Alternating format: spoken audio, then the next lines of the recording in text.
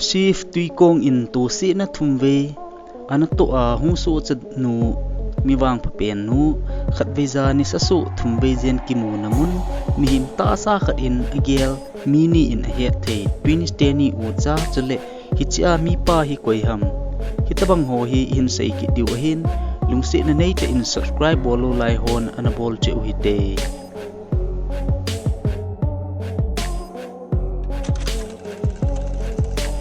hichi forest hi imuso ke diu kata san in ama hi thil kidang hola azong mystery khat ahin polen gamsunga ahin ahe hichi forest kidang ta hi crop forest tin zong aki hekit in ahe laimun akidan na le amin than na hi laya imu bang uvahin thingphung ho hi ake ovin chule adang to kibang lovin thingphung zali vel ho hi zat chom na kidan na nei ta in ake un ahe hitabanga koile lu na akeji ta hinjong crop forest anasa lo ahin ahi hichi pine trees ho hi 1930s laya agamuwa hi anapu u ahin fitko ho vela hi kona adangsi achunglang si chu imu bang uwahin jang pet kit ahi hin la theory zat hi aseijuvin tunichan hin hichi chi a ti hin uma ahi ti seichin thei koima pon ahi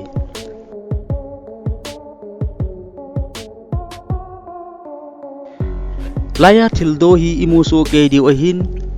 hichi na pado thildo hi leisi chunga alho pen strongest leaf tin zong akihen ahi hichi na do hlodan dan hi mihim te zong achunga ikal do a idin ito zong le ima atipon ahi chule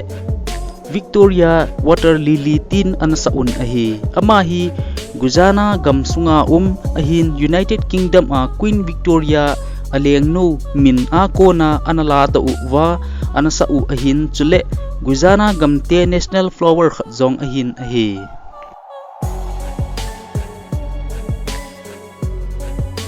khatveza ni sasu thumzen in akimun ahi laya limhi imu diu ahin social media a ahung viral a kona mipin ong he do u ahin hin la hichi hi ata anaso ahi pon ahi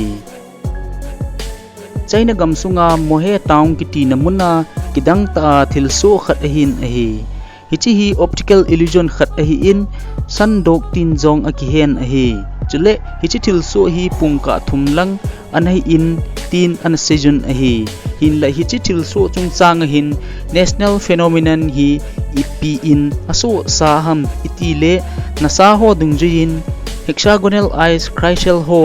akisim cloud tichu wana sum kangsit set ho hi nisa in jangpena hung kho su ja an so do kha hetin an phung do un ahe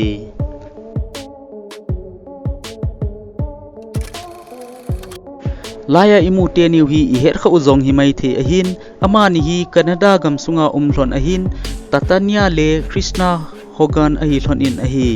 amani ucha hi Crinopygus twin tin zong akihen ahi chule amani hi aluhon kimat ahin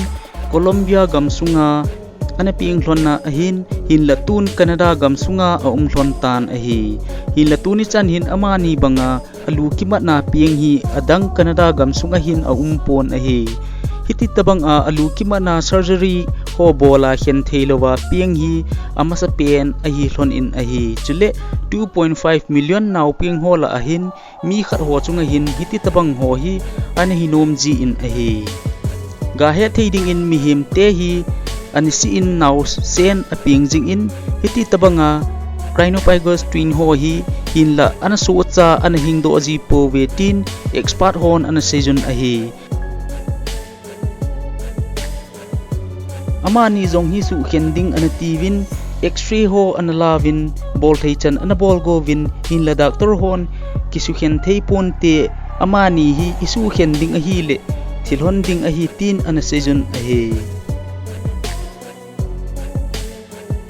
amani unique na hi neurological capability sangta anei thonin chule khat ito khale khat in zong ahen ahi khat in thil ane le khat nun zong ne nom na anejin khat in agel zong khat in zong ipiham agel ho ahe thejin ahi chule khat zo in avet amu nu uchu angan si thejun ahi he theding in lam azot zong le khat in amu hi zong le akho poi amunu zo mit chu akikop the juve ti na hi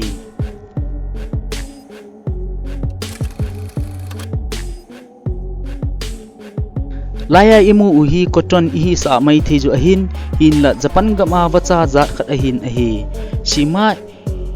inega kiti wacha hi anewa niaw ahin ama hi hoite in ivet lole wacha ahi aki hepon ahi japan gam sunga dingahin wacha niaw loiza ahet u ahin chule agam sung uwazong akithang at piu gamdanga kimulo ahi jein agel sang loi u khat ahin ahi hichi wacha hi amei asawin chule amho gamsung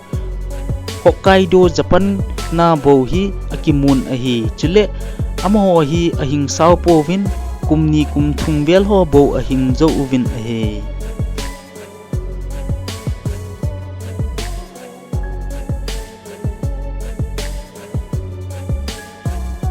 hichpalim hi koimazo sin ahet chule viral ma jinga ahin koima a hello umlo ahin ahi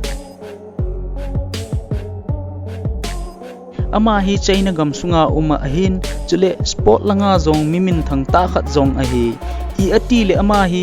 mi he theja hung theja ham iti le nikhat hi press conference 2009 me kuma kon chun ahung hi in ahi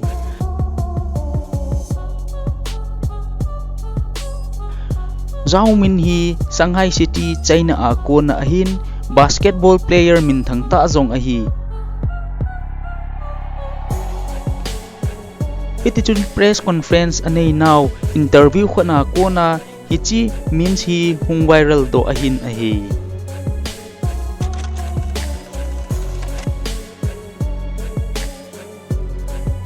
Zono Lancaster kitipa hi England gama kona ahin 31 October 1985 kumachun anaping in ama hi tutu hin motivational speaker activist model bartender zong ahin Normanton England na kon ahi in ahi ama anat nahi Treacher Collins syndrome tin akihen ahi ama hi anewa kona hichinat na ananei jiin anu le apan midang koma anakizu do ron ahi tan ahi alim ku ivet le amai khu mielsi isa te di ohin amai gu ahi dingbang a umlo ji a ahi hin latun wang wanoiza memin thang ta khat ahi tan ahi Jile cha anejin anebo hi 13 million US dollar ahin ahi